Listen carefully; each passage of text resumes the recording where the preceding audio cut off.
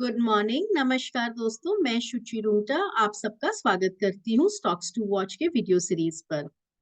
Last week हमने देखा कि निफ्टी अपना की लेवल 18,100 तोड़ करके थर्सडे और फ्राइडे इफेक्टिवली एक फ्री फॉल सा था मार्केट पे। इंडिया विक्स अप्रोक्सीमेटली 16% बढ़ गया ओवर द वीक।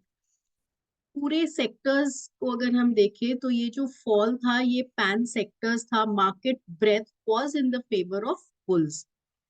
अब as a trader and an investor हम क्या एक्सपेक्ट कर सकते हैं? What is the sectors which are looking strong or weak? We will discuss this. In fact, US indices का क्या सेटअप है, ये सारी ही चीजें हम इस वीडियो पे डिस्कस करेंगे। तो मैं अपना स्क्रीन शेयर करती हूँ और सबसे पहले डाउ जोन्स का चार्ट देखते हैं। तो दोस्तों, जैसा कि आप यहाँ पे स्क्रीन पे देख रहे हैं, ये डाउ का डेली चार्ट सेटअप है।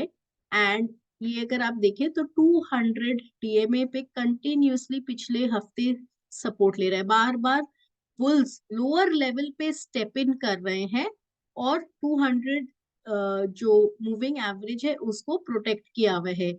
ये level also is colliding with ह डाउन ट्रेंड लाइन, जो कि एक अगेन इंपॉर्टेंट सपोर्ट बन जाता है। सो बेसिकली 32,500 से 600 जो जोन है डाउ जोन्स पे, ये बहुत इंपॉर्टेंट सपोर्ट है। करंटली अगर स्टेटस देखें तो वो जो इंडेक्स है अपने मूविंग एवरेजेस के नीचे ट्रेड कर रहा है। सो ट्रेंड डाउन है, बट 32,500 से 600 जोन जब तक इंटैक्ट है, वी मे एक्सपेक्ट कि यहाँ पे मार्केट कंसोलिडेट कर सकते हैं। But once 32,500 to 600 zone is broken, एक अच्छा खासा और फॉल हम डाउ जोन्स में एक्सपेक्ट कर सकते हैं। डाउ में अगर फॉल अच्छा खासा आएगा तो ऑब्वियसली इंटरनेशनली जो बाकी मार्केट्स है वो भी अफेक्ट होंगे। निफ्टी का क्या सेटअप है? अब निफ्टी का चार्ट सेटअप देखते हैं एक बार।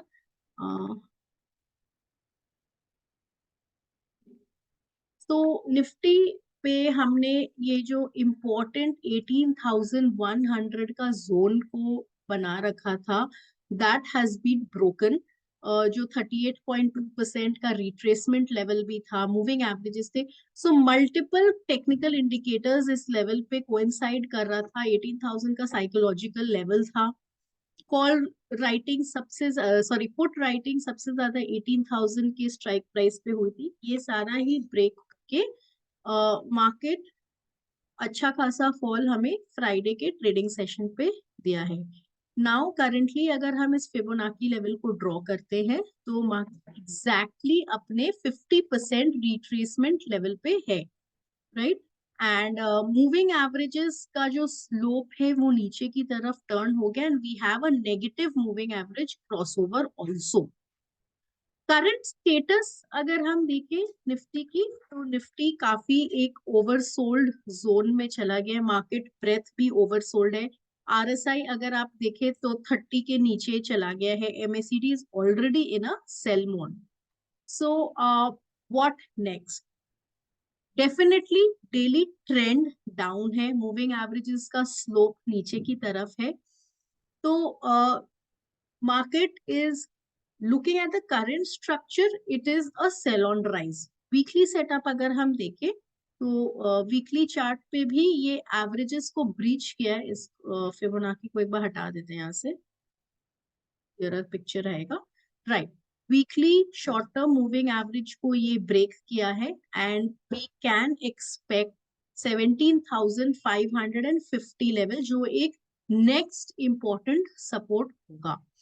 So looking at the current structure, yes, market can test 17,550 levels, and ऊपर में 18,100 will act as a tough resistance.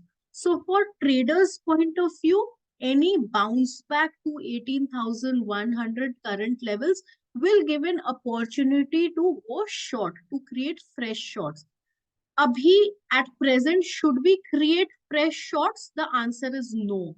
Why? Because the indicators are extremely oversold. Market breadth is very oversold. So risk reward is not in the favor of traders for fresh short. Yes, trend is down, but risk reward favourable नहीं है. Overall, eventually, yes, we might expect markets to test 17,550 zone. Looking at bank Nifty का discussion करते हैं. तो bank Nifty भी जो one of the strongest sector था which was leading the entire rally market में, ये भी यहाँ पे भी हमने वीकली चार्ट पे लास्ट वीक पॉइंट आउट किया था कि हमें एक बेरिश कैंडलस्टिक पैटर्न दिख रहा है which is like an evening star और like you know shooting star kind of a pattern. And last week का कैंडल एक्शन से हमें एक कंफर्मेशन मिल गया. So definitely bank Nifty right now is at support, but the setup is negative. Daily का chart अगर आप देखेंगे तो डेली चार्ट्स पे मूविंग एवरेजेस के नीचे आ गया है. एंड indicators definitely again they are heavily, RSI is near 30 which is near the support zone, oversold zone के आसपास आ रहा है. एंड बैंक निफ्टी का अगर हम रिट्रेसमेंट ड्रॉ करेंगे तो ये 41,550 के आसपास आता है. Once 41,550 level is broken, we may expect Bank Nifty to go down further to around this level, which is 40,700. तो यहाँ पे एक अच्छा खासा अगेन नीचे की तरफ आने का स्कोप है because volume activity has been quite encouraging when the bank Nifty was going down. Again, any pullback can be used as an opportunity to go short because the immediate on the daily time frame the trend has turned down, so it will be a rise, sell on rise market currently. uh, Talking about stocks and sectors, sectors जब हम सारे sectors देख रहे थे, whether it is the IT sector, power sector, small cap and mid cap index which has been hammered one most in the Thursday and Friday's fall, auto sector, real estate sector, they all have been hammered. And सभी का जो ये fall था वो थोड़ा सा ugly था because the fall has been quite sharp. The immediate bullish structure जो था वो एक बार डैम्पन हो गया है. So overall, except for the pharmaceutical company and the pharmaceutical sector, overall all these sectors are under the bear pressure currently. Stock specific अगर हम बात करेंगे तो एक बार आईसीआईसीआई बैंक का सेटअप डिस्कस करते हैं.